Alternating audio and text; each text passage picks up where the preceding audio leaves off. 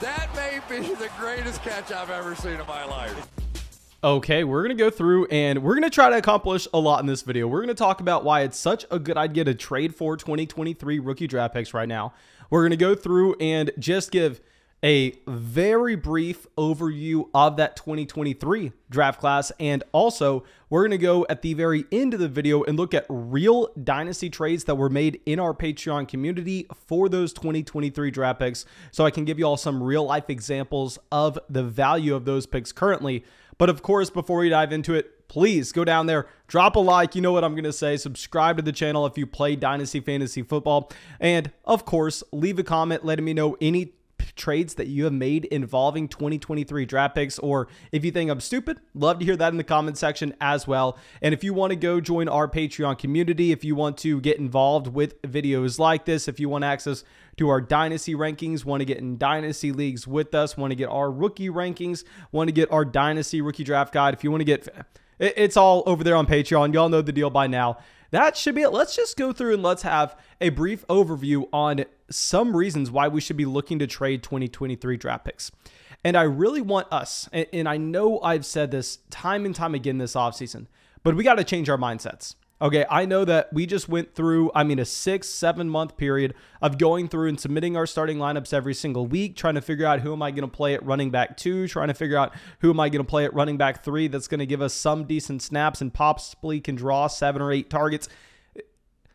We do not have to think about that at all now. That is so far away from what Dynasty Fantasy Football currently is as of January 21st when we're recording this video. At this point, I've said this I don't know how many times before, we are over 200 days away from submitting a starting lineup for the 2022 season. Now, I know that, possibly y'all don't really take that seriously. Just understand that you are going to have so many different opportunities to be able to go through and just make plays for a running back 2 if you need a running back 2, a quarterback 2 if you need a quarterback 2. Team needs don't matter right now. Fantasy points don't matter right now because, there's no such thing as a fantasy point. Over the next 200 days, Devontae Adams and Cyril Grayson, they're going to be scoring the same amount of points. Devontae Adams in that 2023 first-round pick over the next 200 days, they're going to be scoring the exact same amount of points.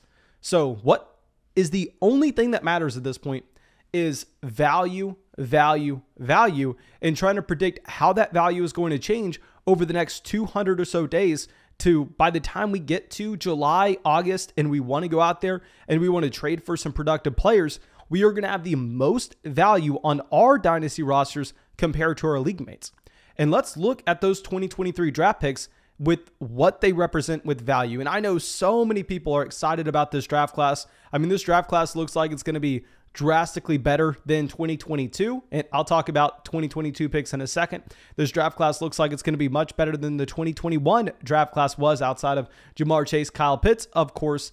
But that's not necessarily why we should be trading for these picks. Now, it's nice to know that this is a great draft class, and this is a class that should continue to get hype throughout the entire offseason. When everybody's there just twiddling their thumbs in June and has nothing to talk about, I can guarantee you a lot of people are going to begin making videos. I'm probably going to be making videos on that 2023 draft class just because we'll have nothing better to do, and that draft class is very exciting, and inherently that's going to increase the value of those picks if it hasn't already. Now, that's not why I'm telling you to go through and trade for them. The reason I'm telling you to trade for them is we see it every single offseason that picks that look to be 2 years away, they come up real quick. As we've discussed, over the next 200 days, nobody's scoring points regardless. And if you're looking at those 2023 picks and say you go on MFL, you go on Sleeper, you go on Flea Flicker, you go on, it doesn't matter where you're playing in your Dynasty League, and say you go to offer your friend Johnny a trade, and you're like, you know what, I kind of want to go buy a stud. He said J.K. Dobbins is on the block. I'm going to go make a trade offer. And then you go down to the rookie picks. You're going to see that you have the 2022 rookie picks, and then way further down the list, those 2023 picks. And I know I sound like a monkey when I'm talking about this. I know I sound like an idiot, but just seeing that those picks are further down than those 2022 picks, and it's 2023, and it seems like it's so far away, where the perception on those picks is going to 100% change by the time we get to, say, June, July, when everybody's already had their rookie draft in May. Because once you have your rookie draft in May, those 2023 picks, instead of looking like they're 2 years out, they're going to be the closest rookie picks that you can trade for. Once you've already had your rookie draft and people went out there and they drafted Drake London. I mean, they drafted Treylon Burks, and those 2022 rookie picks aren't on the screen anymore to go through and trade. All of a sudden, if anybody wants a draft pick, they're going to be paying the premium on those 2023 picks because they're going to appear to be a lot closer than they were before that 2022 rookie draft. And I know it sounds so dumb, but it's true. I mean, this is something you see in the psychology of dynasty fantasy football players' minds, where right now those picks look like they're 2 years out. But I mean, give us, just say right now it's January, give us 4 months. And in 4 months, those picks are going to be the closest picks to trade for. Not only to mention that, but also in June, we know that's about the time period where nobody submitted a starting lineup for 4 or 5 months. Everybody kind of understands that the only thing that matters is value. So they all treat dynasty fantasy football as if you need to look 10 years down the road. So that's also a small thing that's going to raise the picks value. Now, I know that's dumb, but to go along with this, why you should be holding on to 2023 rookie picks is they are literally gold. I mean, it does not matter what happens across the NFL. I'm going to give you all some perfect trade examples where we can be talking about this in action. But I mean, if you go through and you trade for that 2023 draft pick, there's nothing that can happen for that pick to really lose value. I mean, the top player in that draft class, of course, I'm a little bit biased. Hook 'em horns, looks like it's going to be Bijan Robinson. We'll talk about that in a second. But even if Robinson goes out and say, I don't want to wish this on the man, but just say he tears his Achilles running around, playing basketball with his friends, playing a pickup game this offseason, is the value of that 2023 first-round pick on your roster really going to go down? No, not really, because people aren't associating names with those picks at this point. So while, yes, it may hurt the draft class overall, that pick is still going to be worth what it's worth. There's nothing that can happen to lower that pick's value. Whereas, I mean, right now in January, there are so many different things that can happen to hurt veteran players' value. I mean, Clyde Edwards-Helaire, the perfect example. With CEH, he looks like he is going to be the starting running back for the Kansas City Chiefs in 2022. But is that guaranteed? What if we have something coming out of left field? What if they sign James Conner in free agency? What if they take Kenneth Walker in the second round of the NFL draft? Those aren't likely scenarios, but it's a real possibility that if they go make a play like that, then all of a sudden, Clyde Edwards-Helaire, his value gets cut in half, where you can't find that with those future rookie picks. So the stability that you have from the picks, so based on the idea that they're also guaranteed to rise in value over the next 6 months, and over the next 6 months, value is the only thing that matter. Those are the three main pillars that makes it where, I mean, those 2023 draft picks are the best and solid investments that you can make right now. Now, one thing I want to discuss before we get into the draft class is how we should be trading for them. And I know a lot of people have gone through and they've asked, okay, Mason, you've admitted, everybody and their mom knows. It's not like I'm some genius sitting here just grinding the film, figuring out the 2023 draft class is better than the 2022 class. I mean, I bet you if I went over to Patreon real quick and I put a poll out there saying, what draft class do you think is going to be better, 2022 or 2023? 9 out of 10 people are selecting that 2023 option, even if they don't know every single name in that class. Now, I don't think we should be trading those 2022 picks for 2023. Now, of course, if the value presents itself, you're going to make a play. Now, if you're sitting there with the 101 and someone comes up to you and says, hell, I have the 107. I'll give you the 107 and my future first if you give me that 101 pick so I can go get Treylon Burks, so I can go get Breece Hall, whoever they may like. Then, of course, you're taking that trade. You're taking that trade. You're just accruing that value, and you're going to run with it. However, I've seen some people mentioning that it's a good idea to take that rookie pick 106 that you have and trade it right now in January for a random 2023 first. I hate that idea because everything that we've talked about with these 2023 draft picks increasing in value, you're going to have the same thing with those 2022 picks that are also insulated with their own value to be able to increase all the way up until May to the point where you're going to get in your own rookie drafts. So I don't want to be trading those future picks, but if we can be looking to move off of veterans that don't look like they have the ability to skyrocket in value this offseason, that's what we're going to be doing. If we're looking for players that you go, okay, I mean, Yeah, it's a completely fair trade. I don't know if I prefer Clyde Edwards-Helaire or the 2023 first. They're a little bit close. If it's close, you take the pick. You take the pick. And I mean, we talked about this a lot as well. I kind of want to move to the draft class, but one other side note is, remember the liquidity that those rookie picks give you. I mean, we've talked about this time and time again, but say you have two options. You have a 2023 first round pick and you have Clyde Edwards-Helaire. Which one would you prefer on your roster at this point in January? Obviously, it's the rookie pick by now if you can't tell. And we talked about 5 different reasons why so. But another reason is if you take that rookie pick, I mean, just by the time we get to June, by the time we get to July, who's going to be willing to trade for a 2023 first round rookie pick? Every single person in your league. It's literally just the US dollar. That's all it is. And you can walk over to any owner in any country that you want, and you can make an exchange with the US dollar. Whereas Clyde Edwards-Helaire is the Toyota Camry. Now, maybe that's something that some owners want in your league, but you're not going to be able to go to every single owner and go, hey, do you want to trade for Clyde Edwards-Helaire? Can I throw Clyde Edwards-Helaire into the... Half of the league's going to go, I want nothing to do with CEH. Please get him out of here. And of course, that's just an example, but you can find that with every other player. The same thing, say if you're looking at DeAndre Hopkins.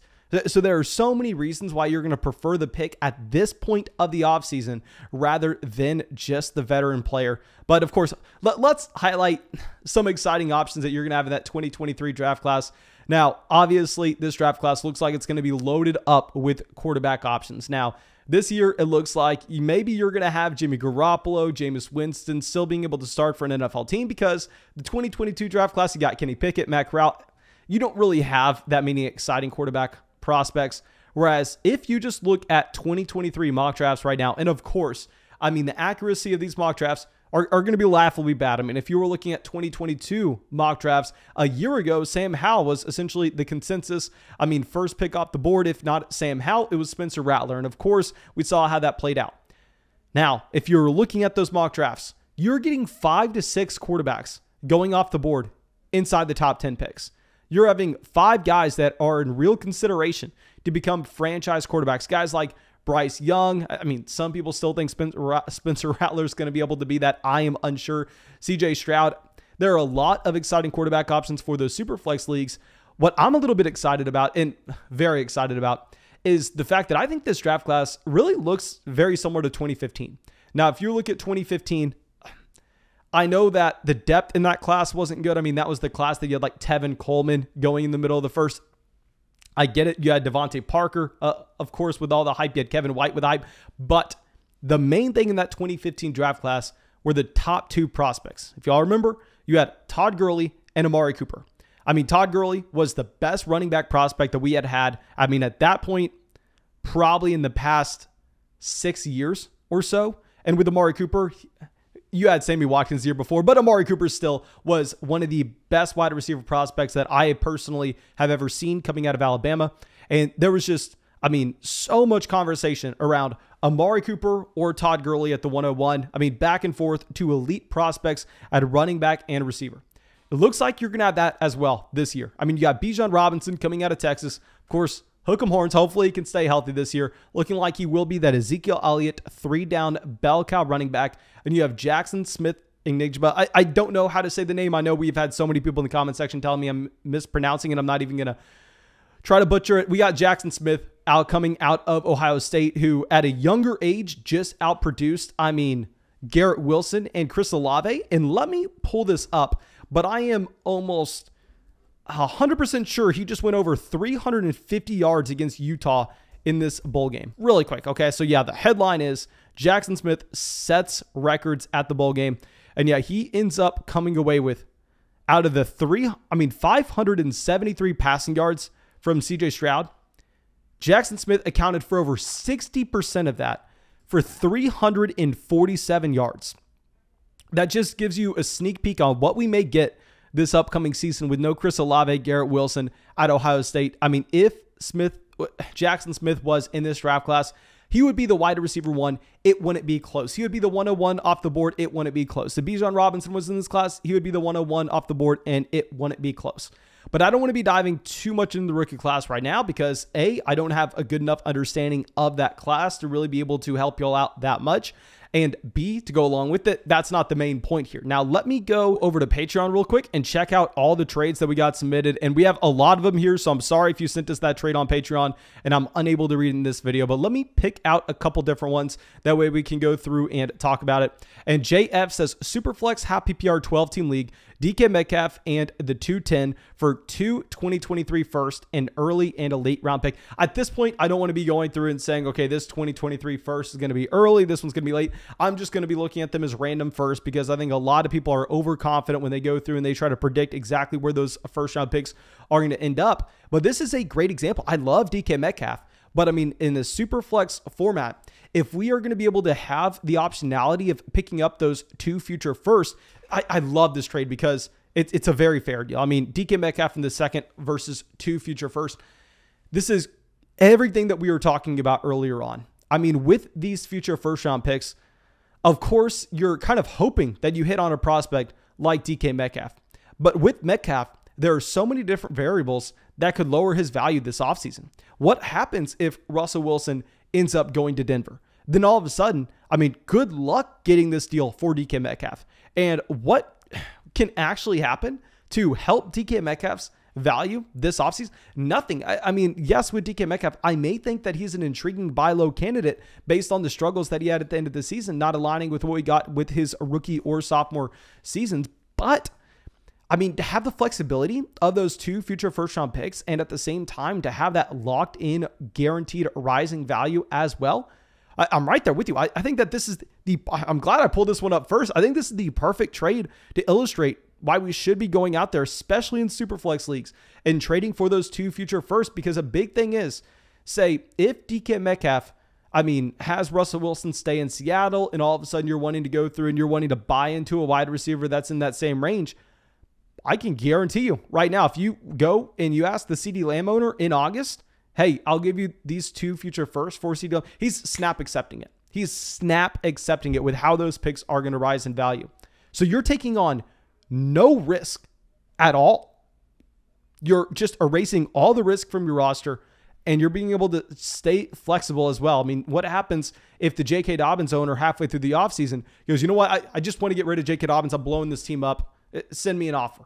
And all of a sudden you have 3 future first there and you're able to ship one of him off. I mean, one of the first and his second off to get J.K. Dobbins. You have so much flexibility with a move like that. Love to see it.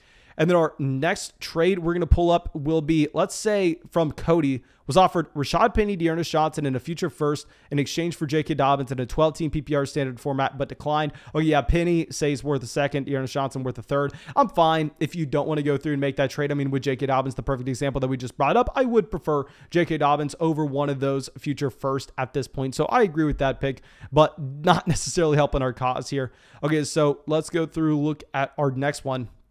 And this is coming out from Thomas, says, traded the 107 in a startup draft, a future third, so literally nothing, for the 305, 408, 505, and someone's future first round pick. Okay, so I will say these are the trades that you used to be able to get in startup drafts way back in, like, if you got into a startup draft in 2015, these were the trades you were seeing. If you traded out of the first round in that Dynasty startup, you were getting a king's ransom. Out of probably 30 different startup drafts that I did in 2014, 2015, 2016, 2017, I don't know if I ever selected in the first round, because this was the standard move. You were able to get this price almost every single time. I mean, if you pulled a top 3 pick in a Dynasty startup draft, if you traded, say, the second pick overall in that startup draft, you could get the other owners' second, third round picks in the startup draft, and then their future first as well, which nobody is doing that anymore in Dynasty. So if you're able to get anything close to that, congrats. And this is a smash, not necessarily due to the first round pick, but just the startup picks in general. Congrats on the trade. I mean, looks like the good old days in Dynasty before people knew what they were doing. And now let's pull up one from James. Says, earlier this season, I shipped off Alvin Kamara, Kareem Hunt, a couple thirds, in a 12-team, 1-quarterback league. I'm a rebuilder and managed to get a 2022 first, a 2023 first, and a second-round pick. Kadarius Toney, Darrell Henderson, and Odell Beckham Jr. I flipped Odell Beckham Jr. and Darrell Henderson for DeAndre Swift. Oh, my God. Okay, so we ended up turning Alvin Kamara, Kareem Hunt, and a couple thirds into the combination of 2 future first, DeAndre Swift, and Kadarius Toney. Fantastic. I mean, also, this doesn't necessarily exemplify exactly why we should be trading for those future first-round picks. You got fantastic value with it. Now, this trade does 2 quarterback league, traded Clyde Edwards-Helaire, Darrell Williams for Carson Wentz and a future first, just like what we were talking about earlier with Clyde Edwards-Helaire, that Toyota Camry that if you can just trade it in right now while we don't need a car to drive anywhere, if you can trade in that Toyota Camry, we can just get some good old USD, some good old cash that we can go spend anywhere, and then we can go buy whatever car we want right before the season starts. Love making this move. There's only upside with this trade in a 2 quarterback format in particular. I mean, you are avoiding the risk that you would possibly have with Clyde Edwards-Helaire in free agency as well as in the NFL draft, and you're doing so at a great price. Love keeping the flexibility, very similar to what we were talking about in the DK Metcalf trade. But I think that should be it.